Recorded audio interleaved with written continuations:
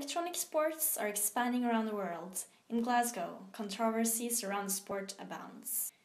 David Evans, the leader of Glasgow University eSports Society, claims that eSports are an actual sport. I used to play football and rugby and all these actual sports, and I played them for my school. I played them in university for a little bit, and I get the exact same feeling when I'm playing a video game competitively against others that I do when I play sport competitively against others. I think a lot of people would say esports isn't a sport because there's no physical activity, and that's where they take the line and they're like, okay, well, we're not exercising, how can you call this a sport? But for me, a sport is just something that you take competitively and you play it against other people. Raymond Boyle, Professor of Communications at University of Glasgow, has a different view on eSports. But in terms of what I would think of as a sport, it would certainly be at the margins of that. And that's not to deny its growing popularity among sections or its growing commercial development. But as a sport, in terms of, well, for a sport, you see, there's two areas. For a sport, there's always the participation.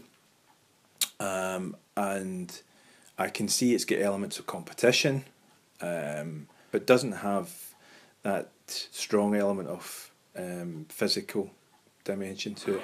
But yeah, when you compete in a tournament in esports, you get mentally drained and physically drained as well, just because concentrating on something that long and focusing that hard and putting that much effort into something, it's the exact same feeling you get in sports when you're out on the football field. But for me, going to a live sports event actually involves a theatrical dimension to it, which actually means that there is a spectacle, there is a liveness, which isn't mediated by a screen. And while a lot of major sports like football and rugby and cricket have tried to transform the stadium experience through screens, still at the intrinsic heart of those sports events are actually the live action taking place involving the participants, either individuals or teams. So, if I want to go and watch Andy Murray playing in the Australian Open, why would I pay to go and sit which happens, sit with a group of people and watch it on a screen?